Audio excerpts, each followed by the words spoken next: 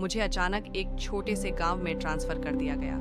मैं पहले शहर की एक बड़ी बैंक में मैनेजर के पद पर तैनात था, जहां की चमक धमक, व्यस्तता और आधुनिकता मेरे जीवन का हिस्सा बन चुकी थी।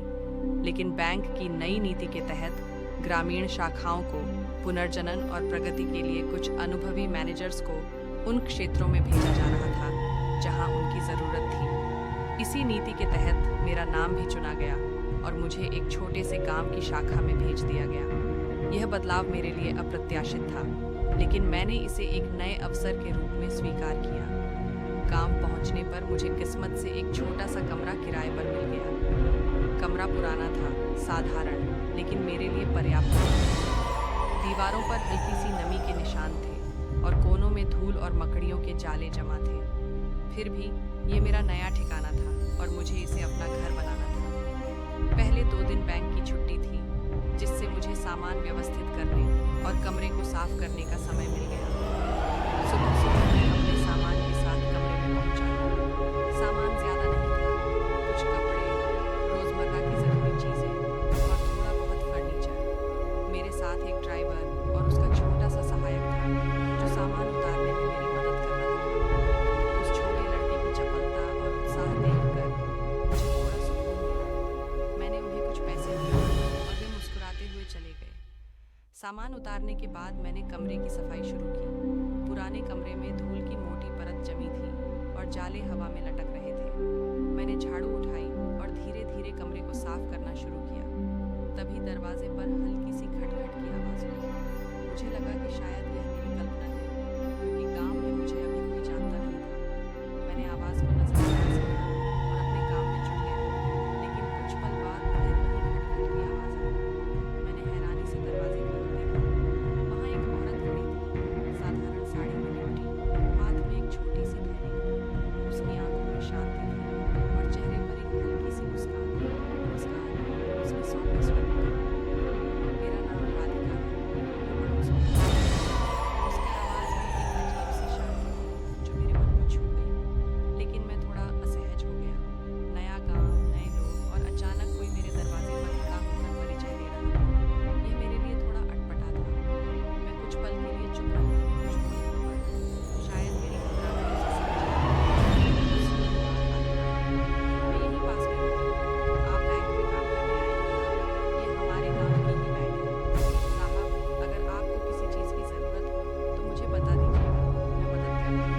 उसकी आवाज़ में सच्चाई थी और उसकी बातों में गांव की सादगी झलक रही थी।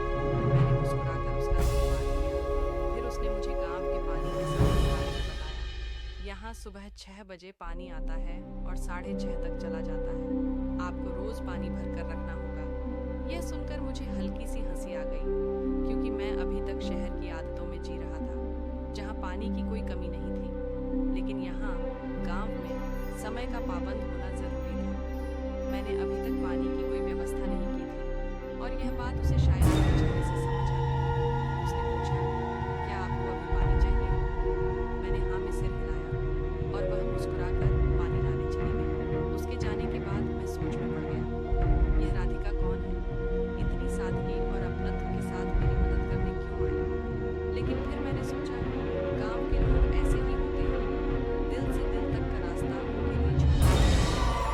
मैंने ज्यादा नहीं सोचा और अपने सामान को व्यवस्थित करने में जुट गया। कमरे में एक छोटी सी अलमारी थी जो दीवार का हिस्सा लग रही थी। मैंने उसमें अपने कपड़े और कुछ जरूरी सामान सावधानी से रखा। कमरे के एक कोने में एक छोटा सा बाथरूम था, जिसमें सब कुछ व्यवस्थित करने के बाद कमरा छोटा होने के बावजूद घर जैसा लगा। मैं अपने काम में व्यस्त था कि तभी वह फिर से दरवाजे पर आ खड़ी हुई। इस बार उसके कंधे पर एक नीला घड़ा था, जिसे वह अपने पत्नी को पकड़ के लाई थी। उसका शरीर थोड़ा झुका हुआ था और घड़े का वजन उसके चेहरे पर हल्की सी थकान की वजह से। साहब, मेरे पास ज्यादा पानी नहीं है, बस यही एक घड़ा है। इसी में दिन बिताइए, सुबह फिर पानी आ जाएगा, उसने सादगी से कहा। मैंने उसका शुक्रिया अदा किया और घड़ा उसके हाथ से ले लिया।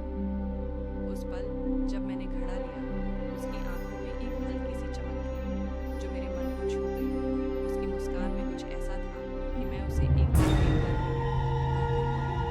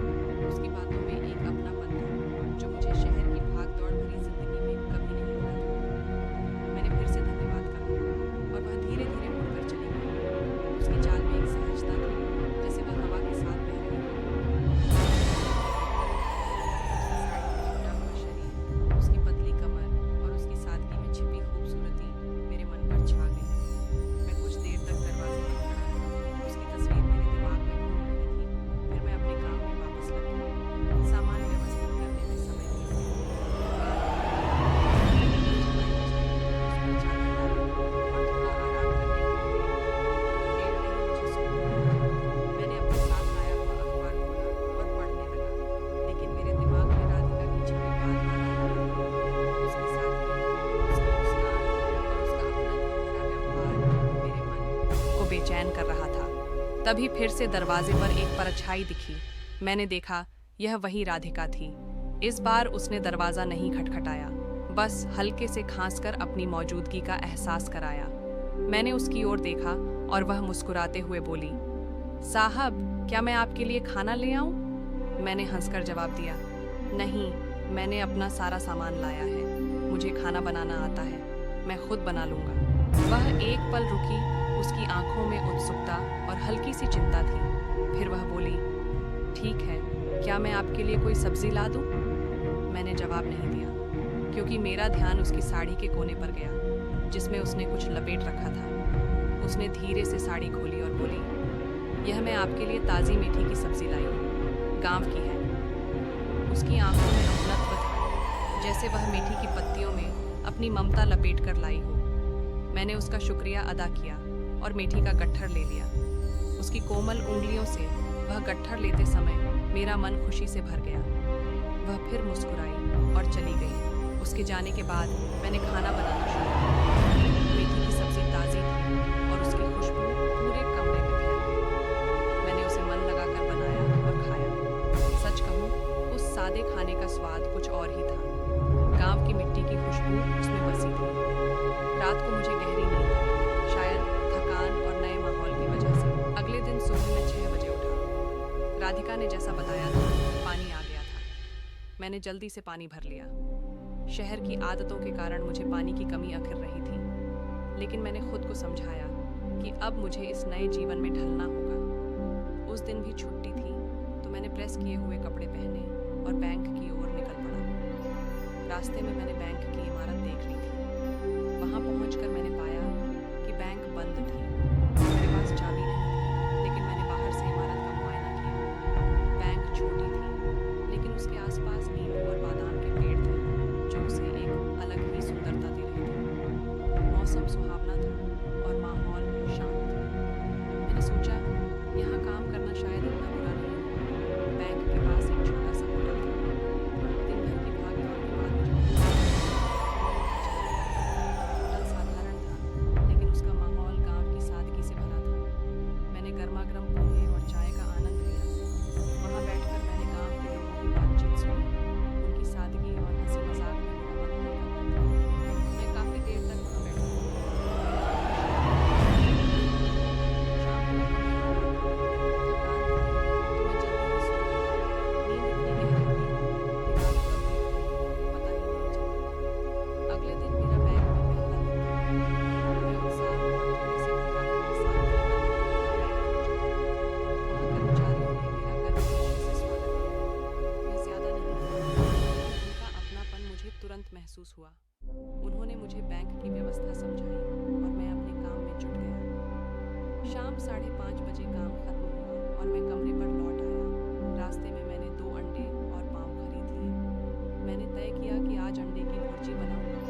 कमरे में तड़के की खुशबू फैल गई और मैंने भुर्जी बनाकर पाव के साथ खाने बैठ गया। तभी राधिका फिर से आ गई। दरवाज़ा खुला था, अंदर चली आई। मैंने उसकी ओर देखा। उसकी आंखों में कुछ कहने की चाहत थी। मैंने हंसकर कहा, आइए, खाना खा लीजिए। वो मुस्कुराई और बोली, आप खाइए। उसकी आवाज़ में एक अजीब सी मिठास थी। मैंने फिर कहा, बैठिए ना। वो थोड़ा संकोच करती हुई कुर्सी पर बैठ गई। आज उसने नीली साड़ी और लाल बाल उसके साथ वह धीरे से बोली, साहब, मुझसे एक काम था। मैं हैरान हुआ। मैं तो इस गांव में नया हूँ, मुझे कोई नहीं जानता था। फिर उसे मुझसे क्या काम हो सकता था? मैंने पूछा, हाँ, बताइए, क्या काम है? फिर एक गहरी सांस ली और बोली, हमारे यहाँ कोई काम नहीं। दिन भर घर पर रहते हैं, शराब पीकर घूमते हैं। अगर आपके बैंक में उन्हें कोई छोटी मोटी नौकरी, जैसे क्लर्क या चपरासी की मिल जाए, तो बहुत अच्छा होगा। उसकी आवाज़ में दर्द और उम्मीद का मिश्रण था। मैं समझ गया कि वह अपने पति की बात कर रही थी। मैंने सोचा, मैं तो यहाँ नया हूँ, अभी बैंक के काम से पूरी तरह वाकिफ भी नहीं हूँ। फिर भी उसकी आंखों में जो उम्मीद थी, उसे ठुकराना मेरे लिए मुश्किल था। मैंने कहा, हाँ, अगर कोई जगह हुई तो मैं कोशिश करूँगा। ये सुनकर उसके चेहरे पर मुस्कान फैल गई। फिर मैंने हल्के मूड में पूछा, वैसे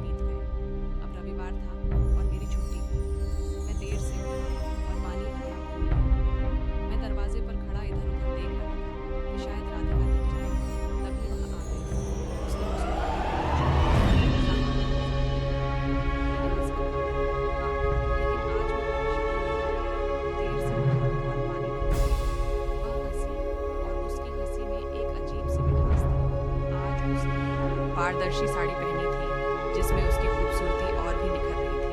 वह बोली, मैं पानी ले आती हूँ। वह गई और 2-3 घड़े पानी ले आई। पानी लाते समय उसकी साड़ी गीली हो गई और उसका सुडौल शरीर उसमें और भी आकर्षक लग रहा था। मैं उसे देखता रह गया। उसकी हरकतों में एक अनोखा आकर्षण था जो मुझे बेचैन कर रहा था। वह पानी रखकर चली गई और मैं अपने काम में जुट गया, लेकिन उसकी छवि मेरे दिमाग से नहीं हट रही थी। उसकी सादगी, उसकी खूबसूरती और उसका अपनत्व मेरे मन को बार बार खींच रहा था। शाम को एक आदमी मेरे घर की ओर आता दिखा। वह कमज़ोर और अस्थिर लग रहा था, जैसे शराब पीकर लड़खड़ा रहा। उसने अपना परिचय दिया, मैं अशोक, राधिका का पति। मैं हैरान रह गया। इतनी सुंदर औरत का पति है कमज़ोर आदमी। उसने कहा, साहब आज शाम चिकन बिरयानी बनाते हैं, आप नॉनवेज खाते हैं ना? मैंने हाँ कहा और उसने बोतल लाने लगा। मैं समझ गया कि वह शराब का शौकीन है। शाम को हम आग के पास बैठे। उसने पूरी बोतल खत्म कर दी और नशे में लुढ़क गया। राधिका बाहर आई और उसकी हालत देखकर उदास हो गई। उसने मुझे बताया कि यह उसका रोज का है। फिर वह खाना ले आई, चिकन बिरयानी का स्वाद। खाने के दौरान उसकी साड़ी का बंद फिसला और उसकी खूबसूरती ने मुझे बेचैन कर दिया। उस रात उसने मुझसे अपने दुख साझा। उसका पति शराब में डूबा रहता था और वह अकेली थी। उसकी बातों में डर था और मैंने उसे सांत्वना दी। फिर उसने पूछा कि क्या वो मेरे कमरे में सो सकती है। मैं हैरान था, लेकिन उसकी आंखों में मैंने हाँ कह दिया। उस रात हम एक दूसरे के करीब आ गए। उसकी सादगी, उसकी खूबसूरती और उसका अपना